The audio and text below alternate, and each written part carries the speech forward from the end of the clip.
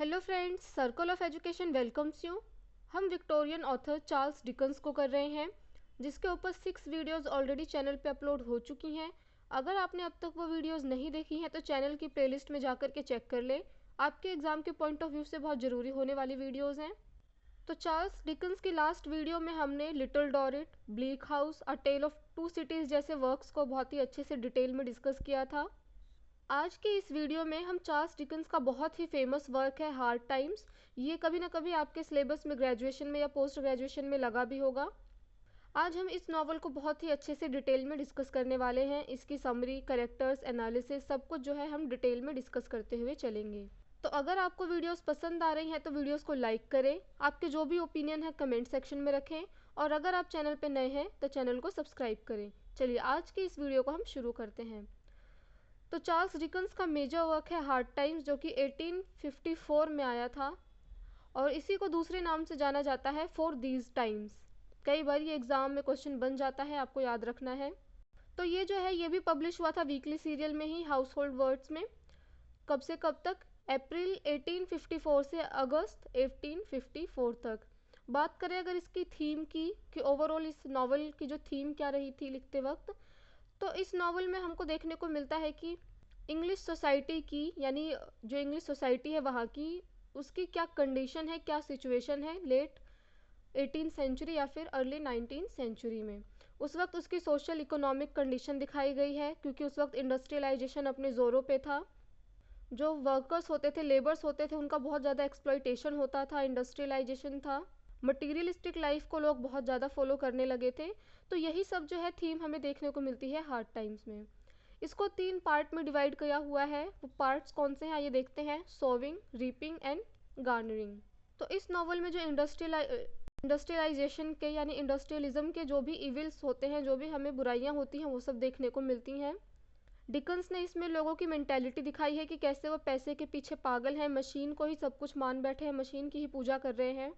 तो materialistic life जो होती है ना, उसको यहाँ पे रिडिक्यूल किया है चार्ल्स डिकन्स ने, और इमेजिनेशन और स्पिरिचुअल वैल्यूज़ जो होती हैं उनको जो है प्रमोट किया है, कि इमेजिनेशन और स्पिरिचुअल वैल्यूज़ जो है वो बहुत अच्छी है, बहुत सही है कंपैरिजन टू मटेरियलिस्टिक लाइफ, या फिर जो मशीनरी के पीछे लोग भाग रहे हैं। तो ये है कि इसका ओवरऑल थीम। चलिए इसके ना करेक्टर्स देख लेते हैं, फिर हम इसकी समरी डिस्कस करेंगे। तो इसके जो मेन करेक्टर्स हैं उसमें पहला नाम है थॉमस ग्रैंडग्रीन।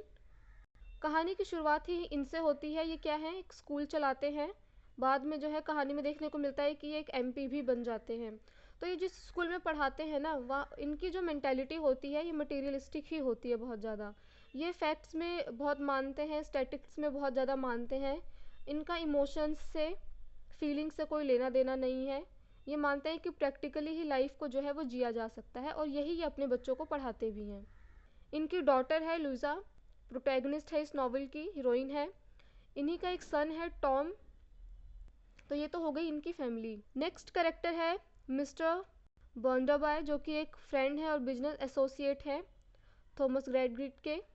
ये क्या है, ये एक बहुत ज़्यादा रिच पर्सन है, फैक्ट्री ओनर है, और ये सेम एज के हैं थॉमस ग्रैडग्रिड के ही।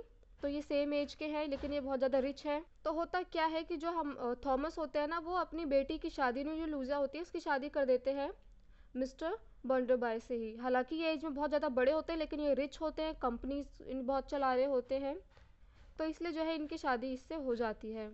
और ये जो वर्कर्स होते हैं ना, इनकी फैक्ट्री में जो भी काम कर रहे होते हैं, इनको जो है ये हैंड करके बुलाते हैं, यानी अपने वर्कर को ये हैंड बोल करके बुलाते हैं। आपको करेक्टर्स में कंफ्यूज नहीं होना है, जब हम स्टोरी करते हुए चलेंगे तो आपको और जो है क्लियरिटी आ जाएगी। नेक्स्ट करेक्टर है मिसेस पॉसेट, जो कि एक ओल्ड विडो का रोल प्ले करती है, हाउसकीपर होती है किसकी, मिस्टर बंडरबाई की, जो कि एक रिच पर्सन है। इसमें एक करेक्टर है सिसी करके, जो कि थॉमस की ही स्टूडेंट है।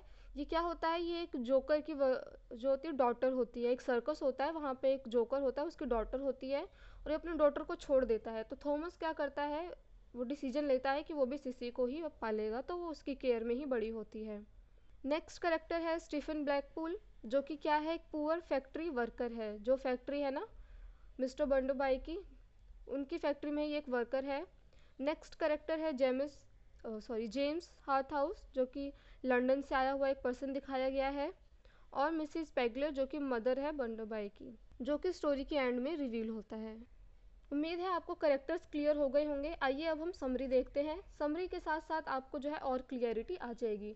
तो थॉमस क्या होता है, कॉकटाउन में रहता है, पढ़ारा होता है। उसका मानना होता है कि फैक्ट्स और स्टैटिक्स ही हैं जो हैं, और साथ ही अपने बच्चे यानी जो ल्यूज़ा और टॉम है उनको भी यही पढ़ाता है। तो उनको जो एजुकेशन मिलती है ना शुरू से, वो प्रैक्टिकल बेस्ड पे मिलती है, यानी फैक्ट्स बेस्ड पे ही जो है इनकी एजुकेशन शुरू से पूरी हो रही होती है।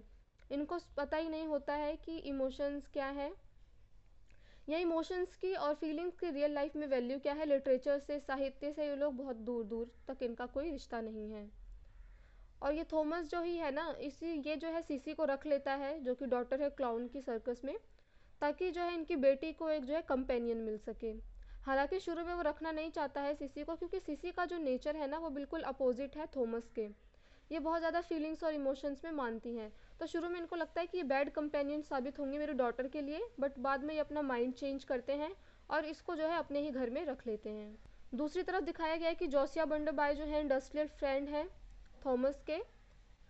इनकी जो डॉटर है ना थॉमस की, वो 30 साल छोटी है इनसे, लेकिन क्योंकि बहुत ज़्यादा रिच है तो क्या करते हैं, थॉमस शादी करवा देते हैं अपनी ही बेटी की अपने फ्रेंड से।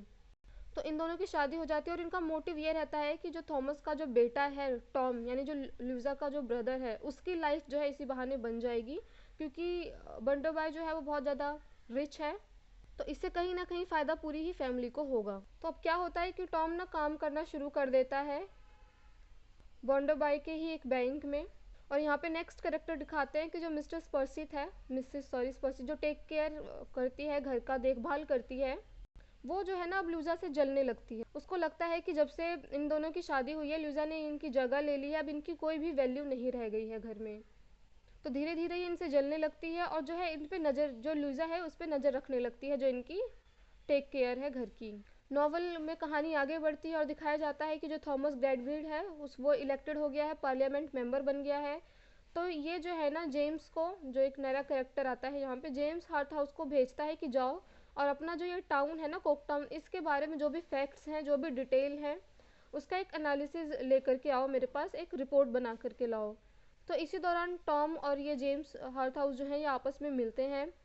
जेम्स क्या करता है, ये देखता है ल्यूजिया को और उसके तरफ अट्रैक्ट हो जाता है। तो ये टॉम को बहुत ज़्यादा ड्रिंक करवाता है, शराब पिलाता है, और टॉम से बहुत सारी इन्फॉर्मेशन ल्यूजिया के बारे में जान जाता है। तो ये ल्यूजिया के घर जाता है और उसको बताता है, अपना जो भी प्रपोजल होता है उसके आगे रखता है, लेकिन ल्यूजिया जो है जवाब नहीं देती है, उसको एक तरीके से मना कर देती है। ये सब जो है बातें ना मिसेस पर्सित जो है उनके घर की जो सर्वेंट है वो सब सुन रही होती है, और जा कर के वो भड़का देती है बंडरबाई को ही। लेकिन ये कहानी जो है, ये सीन यहीं रुक जाता है और दिखाया जाता है कि एक रॉबरी हो गई है। स्टीफन जिस बैंक में काम करता था, जिस बैंक के पास ही जो है एक रॉबरी हुई है, और उस रॉबरी का जो सस्पेक्ट है वो स्टीफन है, यानी जो वो गरीब पुअर फैक्ट्री वर्कर था ना, उसको सस्पेक्ट माना जा रहा है। तो ऐसा क्यों होता है कि उसको सस्पेक्ट ही माना गया है? तो टॉम क्या करता है ना, रॉबरी से पहले स्टीफन को बुलाता है कि तुम जो है मुझे बैंक के पास मिलना, क्योंकि वो गरीब है तो बोलता है कि मैं तुम्हारी हेल्प करूँगा। तो स्टीफन वहाँ जाता है और उल्टा वही वो फंस जाता है। बट जब नॉवल ख़त्म होने वाली होती है तब जो है पता चलता है कि टॉम जो है वो गिल्टी है, स्टीफन जो है वो इनोसेंट है। अब जो ल्यूजा होती है ना, वो भी अपने घर से परेशान हो जाती है, इस लाइफस्टाइल से परेशान हो जाती है जो बंडरबाई उसको प्रोवाइड कराते हैं, जो कि मटेरियलिस्टिक तो है, वहाँ पे हर चीज़ है, लेकिन वो खुश नहीं है। तो वो जो है ना इन सब से परेशान होकर घर छोड़ के चली जाती है, अपने पापा के घर वापस आ जाती है। और स्पर्शित को लगता है, जो उनकी नौकरानी है, कि वो जो है भाग गई है जेम्स के साथ। तो वो जाकर के बंडरबाई को भड़काने लगती है कि तुम्हारी बीवी जो है उसके साथ भाग गई है। और इसी बीच जो इसके फादर होते हैं उनको रियलाइज़ होता है कि उनसे कितनी बड़ी गलती हुई है, उन्होंने अपनी ही बेटी की जो लाइफ है वो ख़राब कर दी है। कभी भी जो है वो रियलिटी को समझ ही नहीं पाए। तो ये सब वो फील कर रहे होते हैं, गिल्टी फील करते हैं, और डिक्लेयर करते हैं कि अब जो है उनकी बेटी फ्री है, वो अपने डिसीजन जो है वो खुद ले सकती है। तो जब बंडरबाई गुस्से में आता है ना थॉमस के घर, तो थॉमस जो है उसको बोलता है कि अब मेरी बेटी तुम्हारे साथ नहीं रहेगी, उसका जो मन करेगा वो जैसे चाहे रहना चाहेगी वो रह सकती है। तो ये जो है ना नॉवल की एंडिंग चल रही है, जहाँ से धीरे धीरे चीज़ें ठीक होना शुरू हो रही है कि लूजा जो है अब अपनी लाइफ अपने अकॉर्डिंग जी सकती है। स्टीफन जो होता है यानी जो फैक्ट्री वर्कर है वो गिर पड़ता है और उससे होता क्या है कि उसकी डेथ हो जाती है। लेकिन डेथ से पहले ना वो सबको बता के जाता है कि टॉम ने कैसे उसके साथ चीटिंग करी थी, कि कैसे उसको एक जगह पे बुलाया और बाद में सारा इल्ज़ाम जो है वो स्टीफन पे लग गया। तो इससे होता क्या है कि स्टीफन की तो डेथ हो गई लेकिन वो इनोसेंट प्रूव हो गया मरते मरते, और टॉम जो है वो इनोसेंट नहीं है, ये सबको पता चल जाता है। तो टॉम को अरेस्ट किया जाता है। बंडो बॉय जो है उसकी भी डेथ होती हुई दिखाई गई है। जो सीजी इसमें करेक्टर है उसकी शादी हो जाती है, उसके बच्चे हो जाते हैं और वो लूजा के साथ जो है रहने लग जाती है। टॉम जो है वो एक बारी बच निकलता है और जो सर्कस का हमने जिक्र किया था उस सर्कस में जाकर के वो भेष बदल के रहने लगता है और वहीं पे उसकी जो है डेथ हो जाती है। और इसी के साथ जो है ये नॉवल कंप्लीट हो जाती है। उम्मीद है आपको हार्ड टाइम्स की समरी बहुत ही अच्छे से समझ आ गई होंगी, करेक्टर्स अच्छे से समझ आ गए होंगे। अगर आपके मन में कोई भी डाउट है तो आप कुछ टाइम बाद इस वीडियो को दोबारा देखना, आपके सारे जो डाउट्स हैं वो क्लियर हो जाएंगे। क्योंकि अक्सर जब नॉवल में बहुत ज़्यादा करेक्टर्स होते हैं, स्टोरी बहुत ज़्यादा मूव कर रही होती है और नॉवल जब बहुत ज़्यादा बड़ी होती है तो उसको एक बार में समझना थोड़ा सा मुश्किल हो जाता है। तो आज की इस वीडियो को हम यही कंप्लीट करते हैं। अपकमिंग वीडियो में हम इनके जो अदर मेजर वर्क है उनको डिटेल में डिस्कस करेंगे। तो अगर आपको वीडियोस पसंद आ रही हैं तो वीडियोस को लाइक करें, अपने ओपिनियन कमेंट सेक्शन में रखें और अगर आप चैनल पर नए हैं तो चैनल को सब्सक्राइब करें। Thanks for watching this video.